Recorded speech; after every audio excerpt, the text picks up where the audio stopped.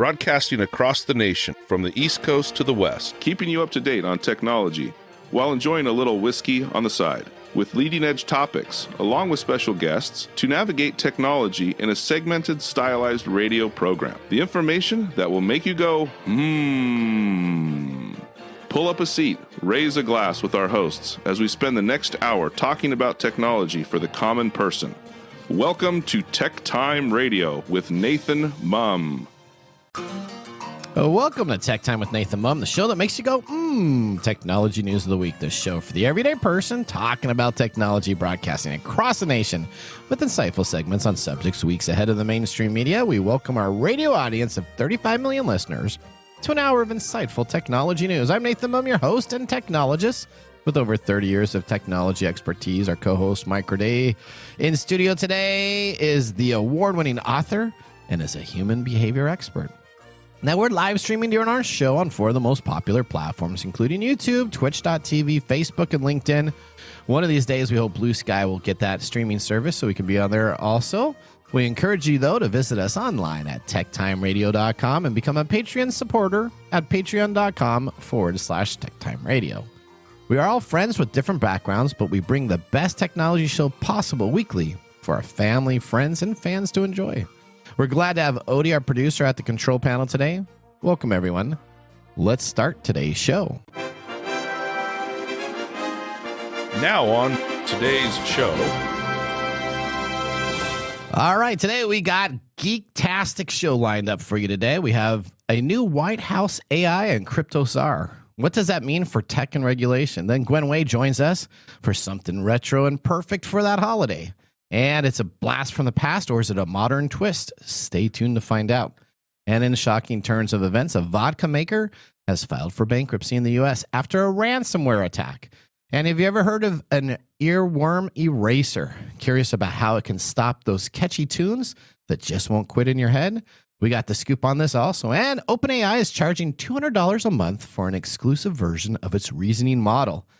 But the most pressing news that we're going to talk about is Intel's CEO is out. What's next for this tech giant? In addition, of course, we have our standard features, including Mike's mesmerizing moment, our technology fail of the week, a possible Nathan Nugget, and of course, our pick of the day whiskey tastings to see if our selected whiskey pick gets 0, 1, or 2 thumbs up at the end of the show. But now it's time for the latest headlines in the world of technology. Here are our top technology stories of the week. All right. Intel CEO Pat Gelsinger announces his immediate retirement, marking the end of a challenging era for him. Let's go to Corinne Westland for more on this story. Pat Gelsinger exits Intel. Intel's announcement that the CEO retired effective immediately marks a pivotal moment in the semiconductor giant's history. The decision was surprising, yet inevitable, signaling the end of an era that began with Gelsinger's return to the company in 2021. As the company struggles with a challenging market and internal pressures, the question arises, can Intel reclaim its edge in a fiercely competitive industry? Or has it lost the paranoia that once made it an unstoppable force? Back to you guys in the studio. All right, let's talk about this, Mike. So Intel CEO Pat Gelsinger announced that he's immediately retiring, marking the end of course, his era for him. It's kind of challenging. It's interesting because the real successful CEO, Andy Grove, famously declared only the paranoid survive under his leadership at Intel, a mantra that became the company's guiding principle. Under Grove's, paranoia wasn't about fear, but it was about the consent to vigilantly be the number one innovator in the microprocessing units. Now, this mindset propelled Intel from a struggling memory chip maker back in the day to the leader of microprocessors. Pat's resignation that happened just this week, following his leadership roles at both EMC and VMware, said that it came as an edge and strategic clarity was not able to be met. A seasoned technologist with deep roots in Intel took the daunting task of rejuvenating the company's fortune to a failure. Now, Intel's stock has plummeted over 50% this year, and the company suffered a record $17 billion loss last quarter, laying over 15% of its workforce off. This manufacturer's delays misstep AIs far behind the competitors of NVIDIA, which has seized the leadership in AI chips. Intel was removed from the Dow Jones Industrial Average a year after the company, once the pinnacle of technology innovation, disappeared. Well, Gelsinger inherited significant challenges and an inability to execute at the pace required in today's rapidly changing tech landscape, leading to the ousting. Intel, once the apex predator of the semiconductor world, is now scrambling to regain its footing. All right, so what do we think there about Intel? Well, you pretty much said it. You've used words like apex predator and these huge things. Everything has a life cycle. Okay. So does this kind of be like the Blockbuster? They're kind of at their end. Yeah, this is the same thing as the Betamax and the VHS. But they're the chip manufacturer. Intel inside. I mean, everybody has an Intel chip. Brand recognition doesn't solve everything. So what really happened is the AI decided that they were going to do GPU graphics. That's what happened. Graphic display chips to do all of their AI stuff. And so now Intel's just kind of holding the bag saying, geez, please use us for AI. The industry turned. Intel didn't figure it out fast enough, and now they're suffering the consequences. Okay. And while I don't know Gelsinger. I don't know if he's a good guy or a bad guy or whatever, but he's obviously, not with Intel anymore, and they're gonna do what they're gonna try and do to get their stockholders money. Yeah. Okay. Well, we've talked about this a couple months back where we didn't know if Intel is going to be in a great shape. The government's come on in and suggested that AMD purchases them. So we're just going to have to see what's going to happen over the long haul. AMD will purchase them after they've lost more stock value. That's right. Okay. That's right. All right. I think you have story number 2. Is that right? Yeah, we're gonna talk about earworms. I do not know what an earworm is. What is an earworm? Well, an earworm is a small snippet of a song that gets stuck in your head and repeats over and over and over. Okay. So the science says that about 90% of people suffer from earworms. Okay. And there's a couple of things that may make it worse or better depending on your particular personality and things going on. But have you ever had a song get stuck in your head? Yeah, I hate that Christmas song that's going on with Mariah Carey right now. Apparently, a lot of people hate that. Really? Because all I want for Christmas is you. Yeah, not because she's a bad singer, but because it's prime for earworm material. Okay, so people start getting irritated. All right, so tell me about this technology for earworms. Well, so everybody has this problem. Well, 90% of us have this problem, and for a certain percentage of that 90%, it's very irritating. But don't worry, if you were having problem with Mariah Carey getting stuck in your head, help is here. Okay, what's the help? The help is called the Earworm Eraser, and it's a 40-second audio track on YouTube that you can. Hang on here. So if I get stuck with a song in my head, you're telling me YouTube is here to help me out. YouTube is here to help you. Yes. Okay. All right. Maybe Intel. I don't know. Okay. Well, not Intel. Yeah. Some scientists have come together, or supposedly scientists have come together and created a 40-second audio track that is designed specifically to squash those earworms, those annoying earworms. Okay. And what it is 40 seconds of discordant, disjointed music pieces. Okay. That play and disrupt your brain so that it starts working again. So essentially so it reprograms your brain a little bit by disrupting it, or is that So an earworm is this piece of neurocognitive stuff. Okay. We'll just call it stuff. All right. And what happens is because of the pitch and because of the tempo and whatever, several pieces of your brain tend to latch onto it, and it's possibly because music is genetically encoded in us. Okay, that makes sense. And so our brains get stuck on this piece of music, and that's what the earworm is. In fact, earworm is actually from a German word that means musical itch. Okay. And then what happens is the earworm eraser is a bunch of this disjointed music, and it's designed so that it scratches out the itch. Okay. So it basically disrupts these brain functions that are stuck and gives it like a little bit of a reset. Okay, that makes sense. And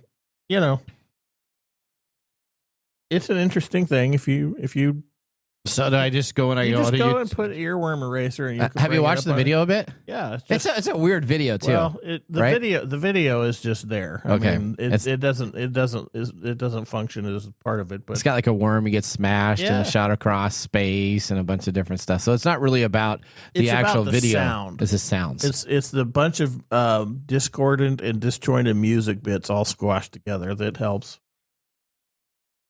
restart your brain. Okay. And the earworm eraser has got more than 100,000 hits on YouTube since it launched last year. All right. It isn't foolproof.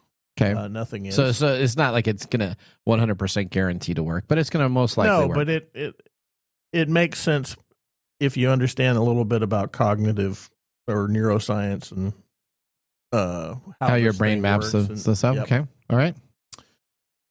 So Philadelphia-based tech worker Laura Ettlinger said that the earworm eraser rescued her after she visited her 1-year-old niece in Phoenix. Okay. Apparently she's the light of her life, but she listens to really annoying kid songs. Okay. There's a couple kid songs that there's a couple of kid songs that, this one particularly was about Baby Shark. I don't know if you've heard the Baby Shark. Yeah, I've heard that. Is annoying too. Okay. Ettlinger said she took the earworm eraser to Best Baby Shark, and it just drowned it out and let her be calm and relaxed. And that's how. Would Taylor Swift songs count for this too? The what? The Taylor Swift songs. You ever listen to Taylor Swift? I don't listen to Taylor Swift. That's pretty repetitive. I am not. I was never going to be accused of being a Swiftie. Okay. All right. But there we go. So if you have annoying Mariah Carey music in your brain this holiday season, go ahead and get on there and try out the earworm eraser. Okay. All right. Well, let's go to story number 2. OpenAI is charging now $200 a month. Just did story number 2, buddy. Or sorry, story number 3. Story number 3. OpenAI is charging $200 a month for an exclusive version of its O1 reasoning model. Now, OpenAI has created a new, more expensive tier. $200 a month? Yes. Well, they're making $20 a month right now for their current fee, right? Because I have ChatGPT's, OpenAI's standard user client. It's $20. But now, what this does is it gives you the ability to have their reasoning model, which will actually come on back and have kind of like that conversation and are you really thinking about this when you said this model that's available. Right now, it's been in beta, but it is soon ready to release. After you pay $200 to make it out of beta, then it will become an enterprise or an EDU user's experience starting next week. All right. Who is going to pay? First off, who's going to pay $200 to have a reasoning model on top of a large language? Well, I you know what? I will bet you that probably 30% of their subscribers upgrade to this $200 monthly subscription, because it includes unlimited access to GPT-4o, an advanced voice model. So you already get the current version, but it also includes their more computing power, the best possible answer, more up-to-date information from the internet. So this is their live language models that they are using instead of their language models that they have that have collected data. This is the live one. The company continues to offer the Plus tier for $20 a month, which is what I have, that includes early access to new features, but this is more powerful with the up-to-date information. So instead of having like 6-month-old data, now I can get real. And this is what I'll say. The best AI bot out there is Bing. Forget all these right now, because Bing and Microsoft have their own, language model advancement on top of ChatGPT. So it's got OpenAI, ChatGPT, and then their own information that they have there. Just go to Bing. It's free. You don't have to pay for anything. You can ask any question as long as you have a Microsoft account. Well, and then just use it for that. Yeah, we all know how I feel about these things, but why would first off, why would I pay $200 for more recent upgrades, and what kind of damage can I do with this stuff?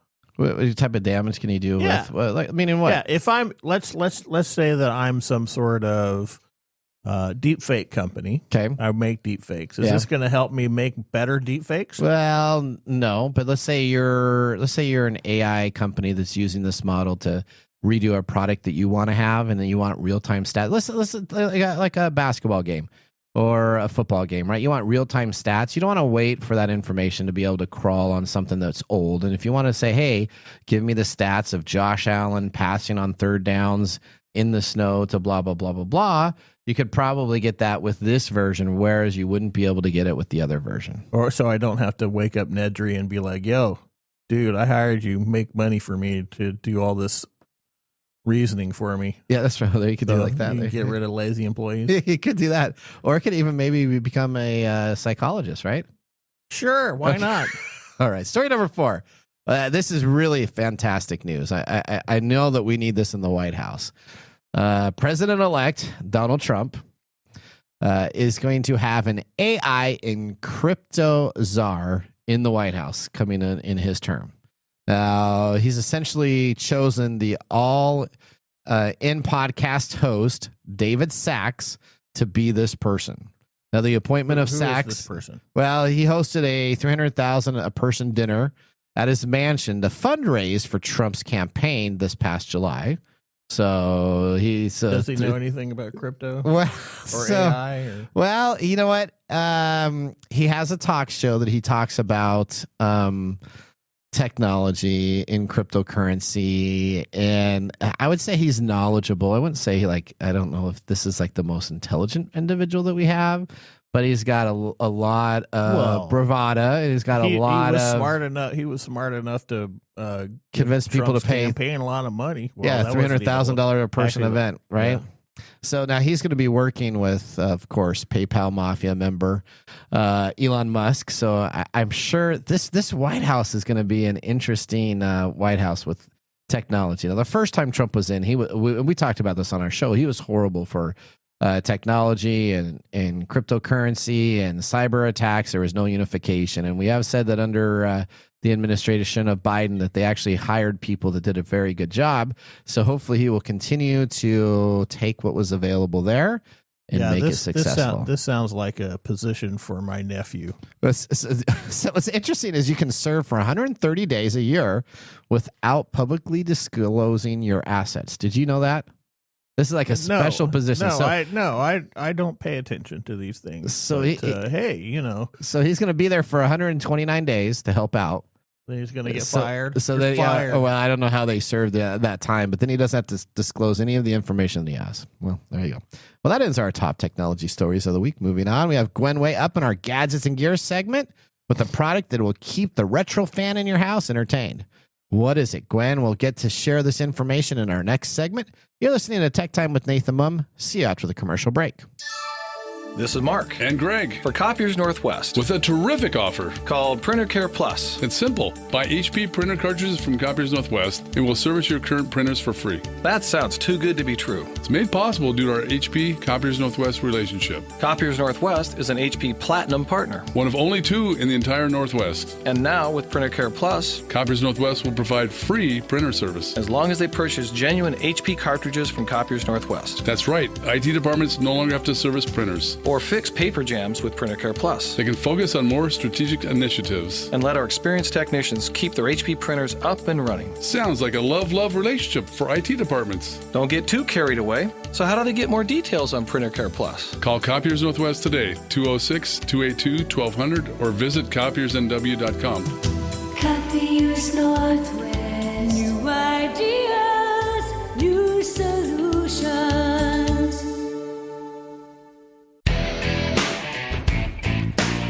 Welcome back to Tech Time with Nathan Mumm. Our weekly show covers the top technology subjects without a political agenda. We verify the facts, and we do it with a sense of humor in less than 60 minutes. And, of course, a little whiskey on the side. Today, Mark Gregoire, our whiskey connoisseur, is in the studio. Mark, what have we chosen today? Deliciousness.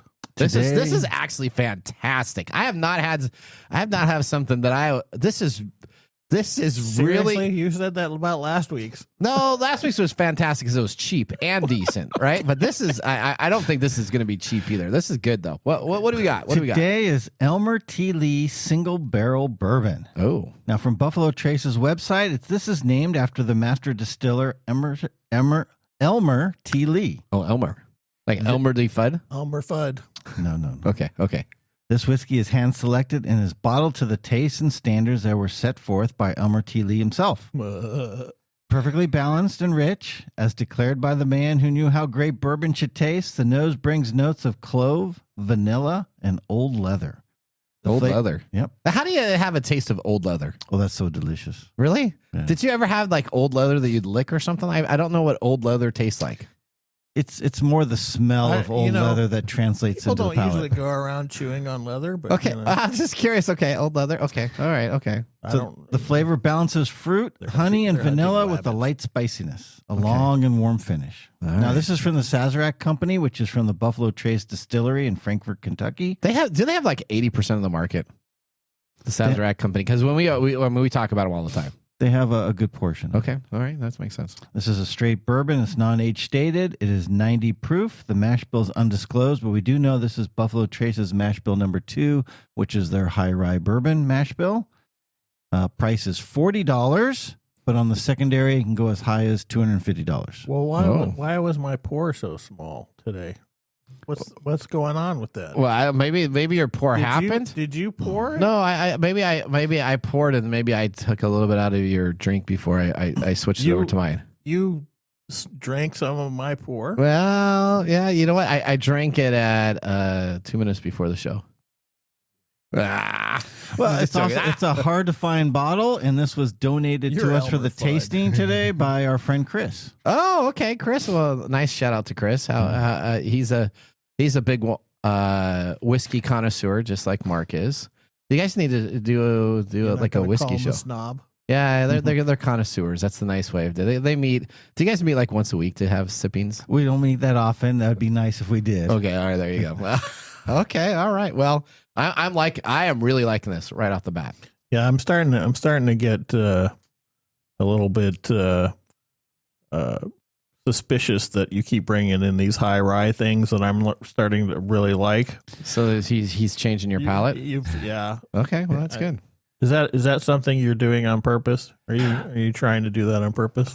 Well, no. Yeah, whatever. Okay. All right. Well, with our first whiskey tasting completed, let's move on to our feature segment today.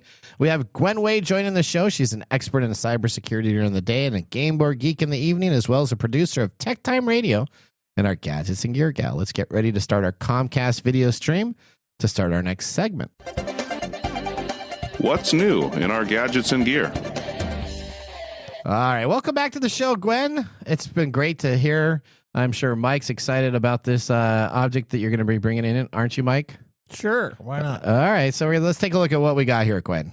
Always happy to be here, Nathan. I am, as Nathan said, a cybersecurity expert.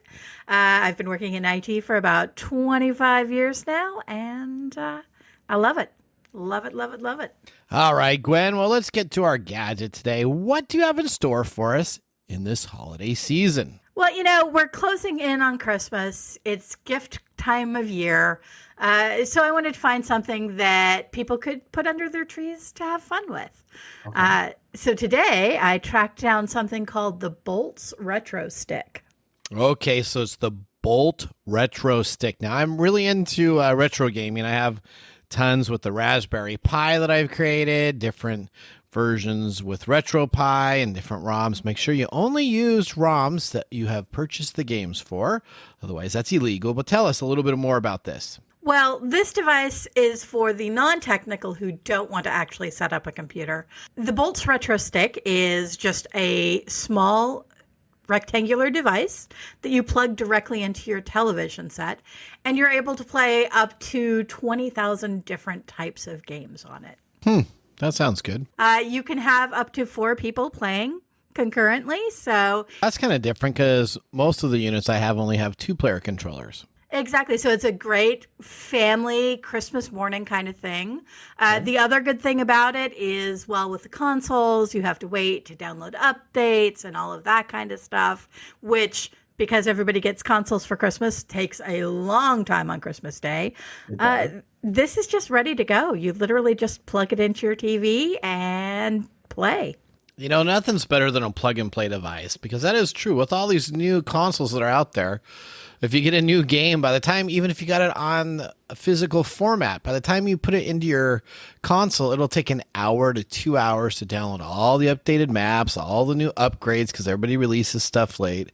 I remember having to do that last Christmas with just like Madden, trying to play games during the holiday break, and it was just so long. So this, I can put it in there, probably go play some 10-yard fight or one of the traditional football games that were a part of the old retro type deal and be ready to go. Definitely. So, like I said, this is 20,000 games available on one device. It is only $49.99, so under $50. That's better than cheaper than any brand new game you can get nowadays. All of them cost way much more than that. It's starting at like that $60 price point. Exactly. You can also double the number of games and the storage with an extra $25 right now. So that's even better. Okay, Gwen. So Mike's looking at me over here. And we're like, are these the name games or are these like the generic games? So some of the times I've gotten some of these retro sticks, and they've come with name games like Mario Brothers and Dig Dug and Tetris and the names that you would actually recognize that were a part of the retro arcade. And then sometimes I've got here Mamacon and I've gotten Pipe Brothers, the stuff that was not really even what was supposed to be taken care of. I got Mario running around in a purple outfit instead of a red outfit. Luigi's outfit's yellow instead of green. I mean, they just change everything about these games. So are these the name brands or those generic ones? Running around in purple instead of red. This actually has named games. It also has a couple of the less popular games. When you get up to 20,000, you're going to have some that are not bangers. Yep. But yeah, it's got some of your name game. It's got Street Fighter on there, so you can hop on and play Street Fighter. Oh, I love Street Fighter. Street Fighter and Mortal Kombat. All those blood fighting games there. I guess if you have 2 controllers, you'd be set with that. I guess you get 4 controllers, and then you can probably play old retro 4-player games too. Yeah, exactly. Get all of the aggression out before Christmas. Okay, now you're talking with just the 4 controllers. I have to rethink about this because I remember playing in the arcades many quarters. The old Gauntlet series where you had, of course, Elf and Valkyrie and Warrior and Wizard and all the retro games that I always have. You either have to choose which character you're going to be. So, of course, everybody chooses Valkyrie, and then the other person normally is the Elf. Every once in a while, you get a Wizard, but no one ever picked the Warrior. So I guess you could have all 4 of your friends and relatives without having to put the quarters in each of these games. Man, I've spent like hundreds and hundreds and hundreds of dollars on Gauntlet, and then you'd start shooting each other, and potions would run. Okay. Exactly, and you could have all 4 sides on combat too. Remember that old Atari game? Okay, now are you just calling me old here? Going back to Atari games? Come on now, I do remember the 2600, and I do remember the original Nintendo that you had to blow in the cartridge for, but you be careful on Combat and Air Sea Battle, because those were games that I could probably still compete with some of these youngins with today. All right, though, Gwen, let's get to the most important question. Is this going to be something that you get for the holidays? You know, with holiday gift giving and Santa Claus around the corner, is this going to be in your stocking or giving to somebody else's stocking? I am actually going to get one of these. It's going to be for our upstairs TV, just where we kind of hang out and play games. It's cheaper than, going out and buying the latest Xbox or a PS5 or anything like that, and gives us just as much enjoyment. So, listener, if you, like I, would like to have that ease, you can go to Boltz Retro Sticks. That's BOLTZ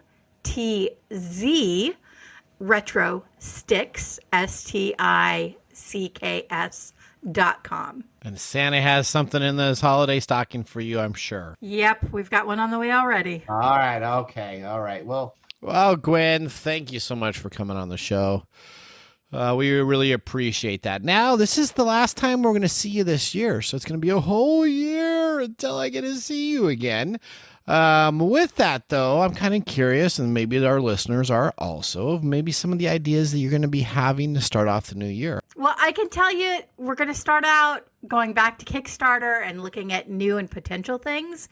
But I think I'd like to wrap a few more of the ready-made, ready-to-order stuff in as well, so that our listeners will be able to actually pick things. That'd be great. That'd be great. Well, Gwen, we're going to have to be careful with that Kickstarter stuff, though, because I still have about 8 of the items that I purchased over the last 3 or 4 years still waiting to come on in. That's the thing about Kickstarter is that, whatever their date is, it's probably a year after that they ship. So. Almost guaranteed, yeah. But I do have my Luna robot and a bunch of other great things, so it's not that it's a bad deal to do. But I do like how you find information and new projects and new gadgets for us to fund, and so that'll be exciting as we kick off the new year. All right, Gwen, thank you so much for coming on the show. It's always a pleasure to talk with you about new gadgets. We now have to wait until next year, all the way till next year, to see what she has in store for us again. That joke never gets old. I'll see you next year. Thank you. And thank you, Mike and Mark. Bye. Thank you so much, Gwen. Well, that ends our Gadgets and Gear segment.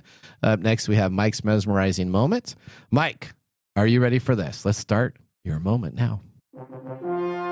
Welcome to Mike's Mesmerizing Moment. What does Mike have to say today?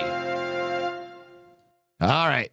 Mike, why do people hate the holidays? Why do people hate the holidays? Yeah, I'm just going to go right here, right? That's just going to just chuck that in. Why do people hate the holidays? What is up with the holidays?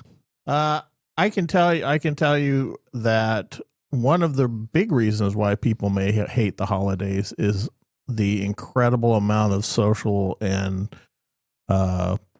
economic pressure that goes on during the holidays. So in the holiday season, we have all these sales coming at us all the time and trying to get us to buy. But we also have this huge, which economically driven, this huge social pressure to do things. Yep. And it starts off with Halloween. We have the push to give candy out. Okay. Right. And then comes Thanksgiving, and then we're pressured to hang out with people that traditionally we may not want to hang out with normally. That's our families. Our families are our families, but there's a reason why we only get together once a year. That is true. And there's a lot of pressure around doing that. And then comes Christmas, and the big part of Christmas is spend money. Yeah. To give, and to do all these socially acceptable things that you don't hear about any time of the year, like, help the homeless and go to soup kitchens and whatnot. And then we top it off with a party where we get drunk and say goodbye to the old year. So there's this sort of pattern of social pressures that start after the 4th of July that continually. See, that's my holiday, 4th of July. Yeah. And you don't have to invite family, invite friends. You blow up stuff, you barbecue stuff. I mean, that is the holiday of holidays. Yeah, not the point. That's why. That's why you said started after that. That's right, because it starts after that. But do you like the holidays? I like holidays, but I don't like all the junk that goes with the holidays. Okay. I really get upset about. Do you like? I don't really get upset, but I don't like all the little things. Do you like the Steam sale that happens during the holidays, though? Yeah, I like those things. Okay, I like the sales. Okay, especially for tech. All right, there's some good stuff there. Yeah, but I don't like all the social pressure. All right, that makes sense. All right, well, Mike, thank you for that mesmerizing moment. Up next, we have This Week in Technology. So now would be a great time to enjoy a little whiskey on the side, as I am sure we will be doing so during the break. You're listening to TechTime Radio with Nathan Mumm. See you in a few minutes. Hey, Mike. Yeah, what's up? Hey, so you know what? We need people to start liking our social media pages. If you like our show, if you really like us, we could use your support on patreon.com. Or is it Patreon? I think it's Patreon. Okay, Patreon. If you really like us, you can. And you say I'm like the us English in guy? Patreon.com. I butcher the English language? You know you butcher the English Okay, language so it's all the time. It's patreon.com. Patreon.com. If you really like our show, you can subscribe to Patreon.com and help us out. Oh, and you can visit us on that Facebook platform. You know, the one that Zuckerberg owns? The one that we always bag on? Yeah, you can. We're on Facebook, too. Yeah, like us on Facebook. You know what our Facebook page is? TechTime Radio. At TechTime Radio. Yeah. You know what? There's a trend here. It seems to be that there's a trend, and that's TechTime Radio. Or you can even Instagram with us. And that's at TechTime Radio. That's at TechTime Radio. Or you can find us on TikTok. And it's TechTime Radio. It's at TechTime Radio. Like and subscribe to our social like media. Like us today. We need you to like us. Like us and subscribe. That's it? That's it. That's that simple. And now, let's look back at this week in technology. All right. We go back to December 9th, 1987. We're all about worms today, I guess. The Christmas tree worm begins to affect an IBM mainframe. Now, the Christmas tree worm begins to affect the IBM mainframe computers all across the world. The worm was delivered by email and drew a Christmas tree text graphic on the user's monitors. And it searched out through the network users to email them this opportunity also. Named Christmas, CHRASTMA.exec, because IBM systems only supported 8-character file names, allowed for the world's first widely distributed computer worm. Well, the worm was not intentionally destructive. A volume of emails it created could disrupt a user's network and began to overload email systems. It reached IBM's VNet email network on December 15th, and 2 days later had crippled it to the point that they had to shut it down and eradicate the worm. Yeah, now we just have to get all these scientists together to get rid of tech worms. To tech worms, there you go. Or if you're listening to music, you can get rid of it with your earworm. Right?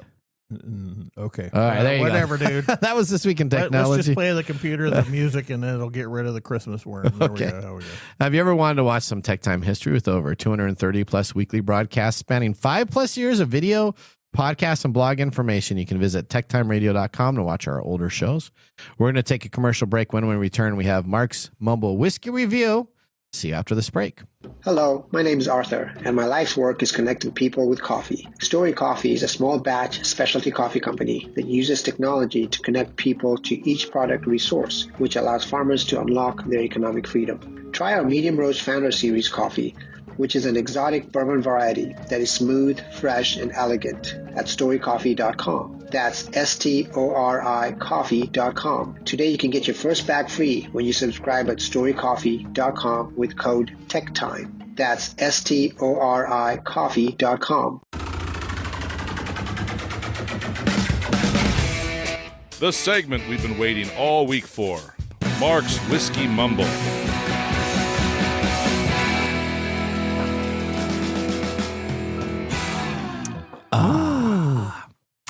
I just had my little whiskey there during the break, so that was really good. This is actually fantastic. So tell me about the Mumble. What do we got coming up here on the date today? Well, today is December 10th. It is. What day is it today? Odie, hit it. Chemistry, physics to a Nobel machine. Oh yeah. National STEM Day.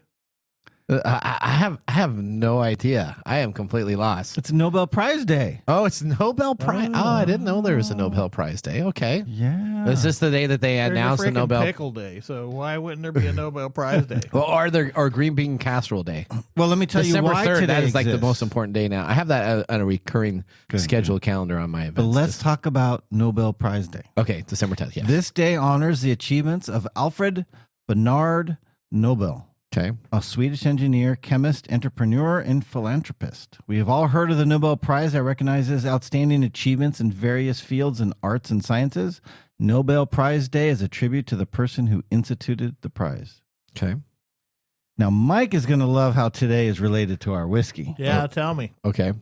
One famous Nobel Prize winner in 1986 for chemistry was Jan T. Lee, who is not related to Elmer T. Lee.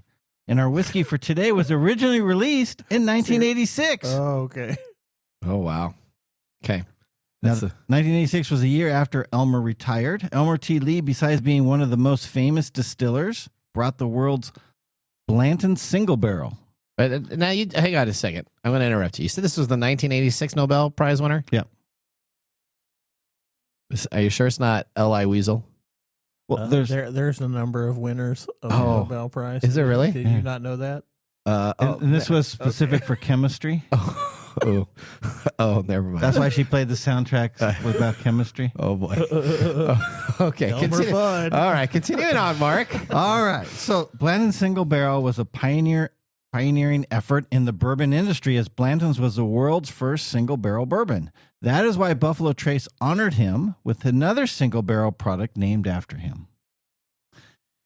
Well, now they did a good job here. The controversy. Yeah. No. What is their controversy? Well, Elmore T. Lee Single Barrel is highly sought after and coveted bottle by almost all whiskey enthusiasts. Yeah, this is fantastic. It is the darling of the whiskey community. Sorry, Chris. And I personally do not enjoy it at all. What? That is why my glass hasn't even been poured anything into it. Are you serious? Are you serious? Yeah. You do not like this? I do not like it at all. What? I find it lacks complexity. Oh, it's astringent. There's a funky flavor like stinky socks. I'm a huge outlier on this one. However, this is a hard pass for me. So this originally was my bottle, shoe leather. and I gave it to Chris. Oh, really?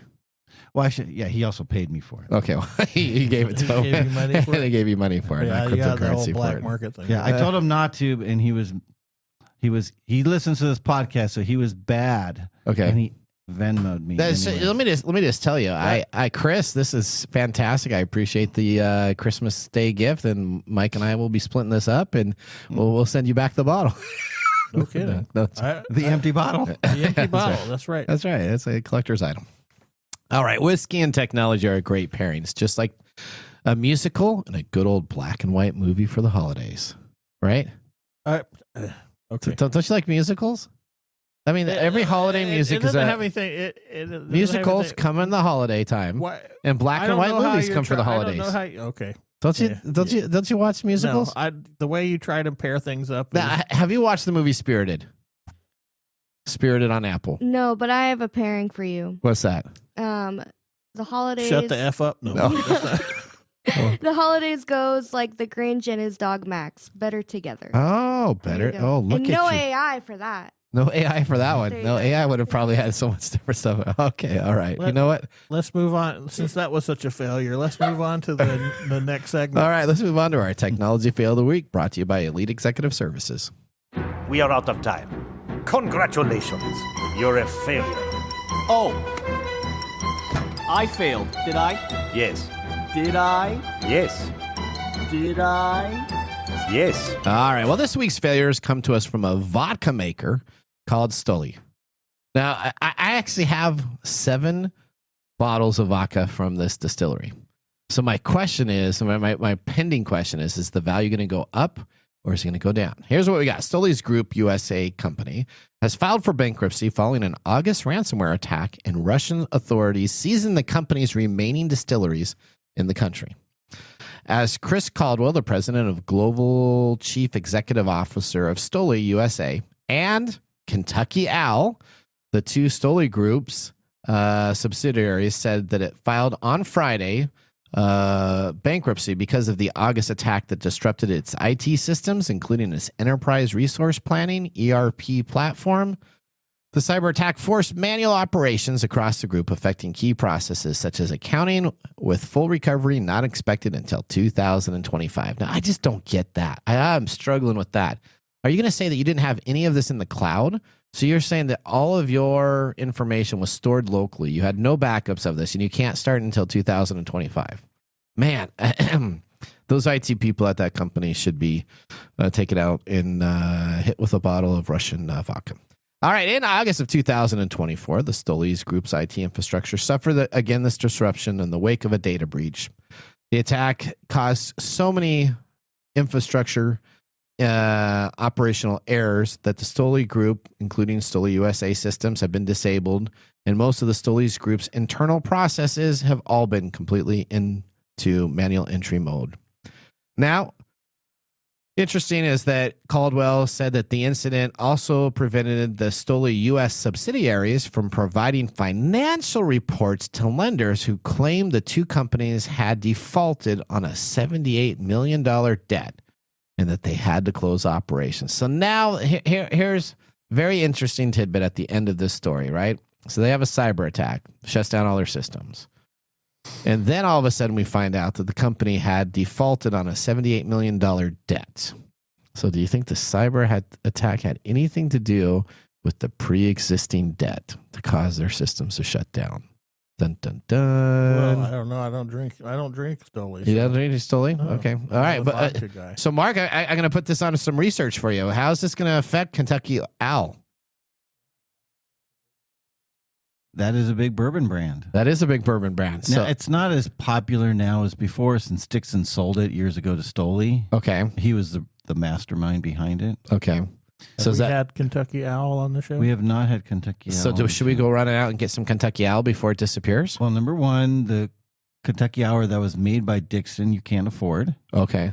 All right. And the ones after are like Stoli vodka. They're not worth. They're not worth anything. No. Okay. All right. Okay. Well, so we really don't care. That's what I. Well, no. What's interesting is supposedly you need to make sure that you have your data backed up. This is a good data backup process. You shouldn't have your ERP system and you shouldn't have your main financial systems not in the cloud in today's world. If you do have those still local on a local system and you're not running on a cloud system, note to your business, get it into the cloud before the end of the year, because that, if you have it destroyed there in the cloud, they have redundant backups that come with all the cloud services. So get it there.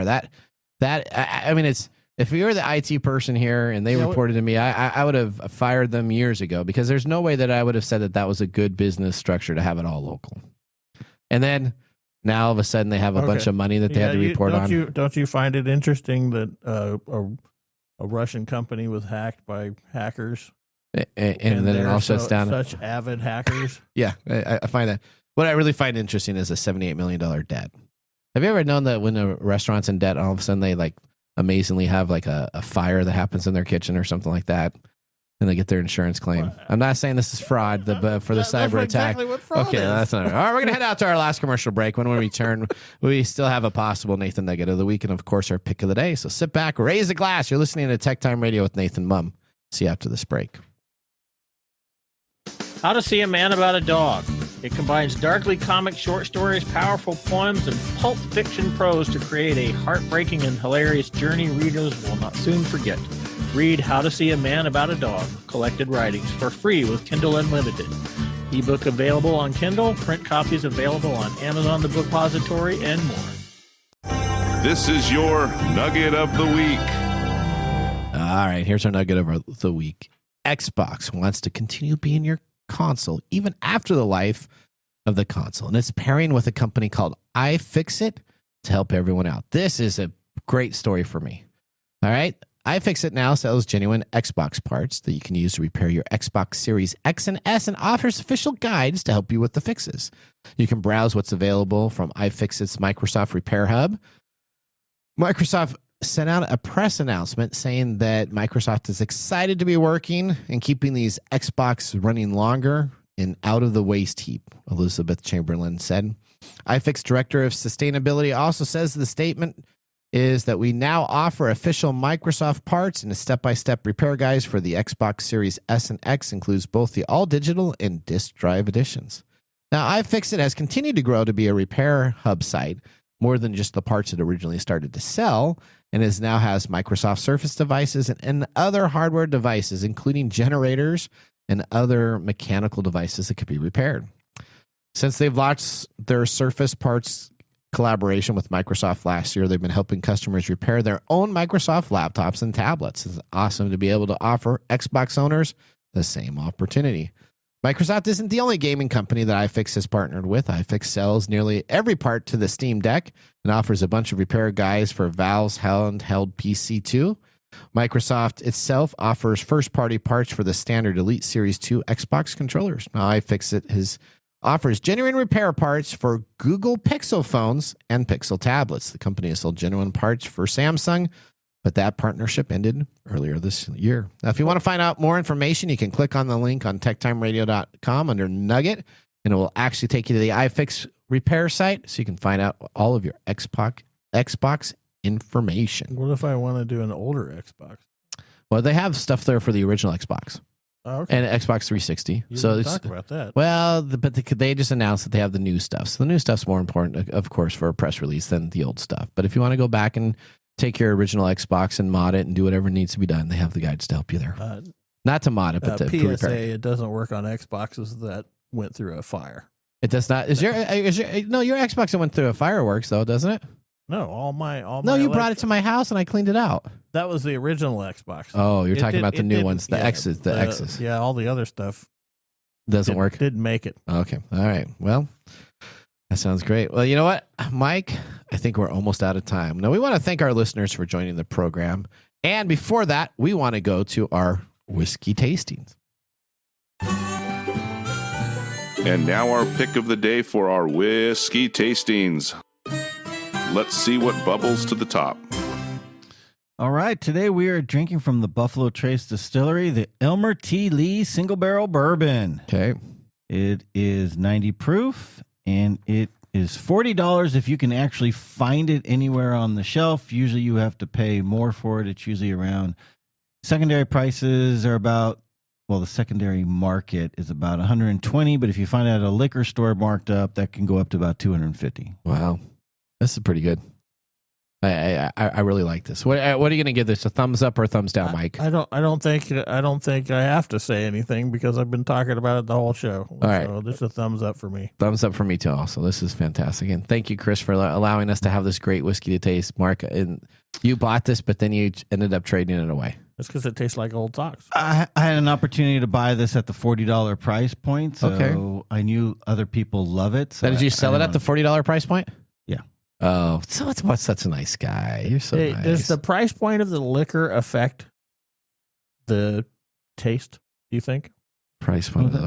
That's a good point. Oh, do you think that if we think we're drinking something more expensive that we think it's better tasting? Yeah, psychologically that does affect how we perceive things. It could. So I have heard from many whiskey enthusiasts that when they buy an expensive bottle, in their mind they're already going to love it because they have to justify the cost. See, that's it. That's it right there. They're trying. So if you're a cheapskate and you like the real cheap whiskey, then you like that too. You don't have to do a lot of justifying about why you. That's why blinds are fun. No, that's right. Okay.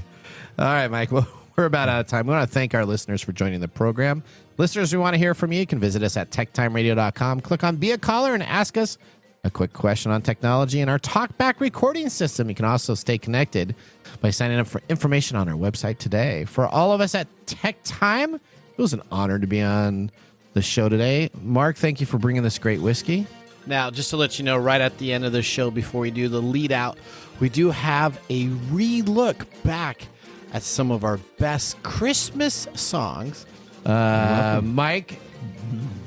No. Yes. Oh, you just You're said supposed that. to say, I'm so excited. I'm excited. I'm excited. I'm so excited. I'm so excited. All right. That's great.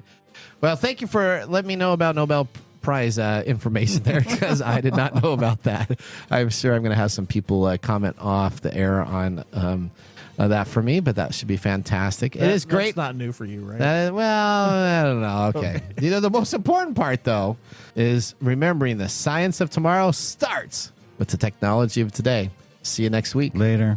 Bye-bye. No, it's like blowing my eardrums out.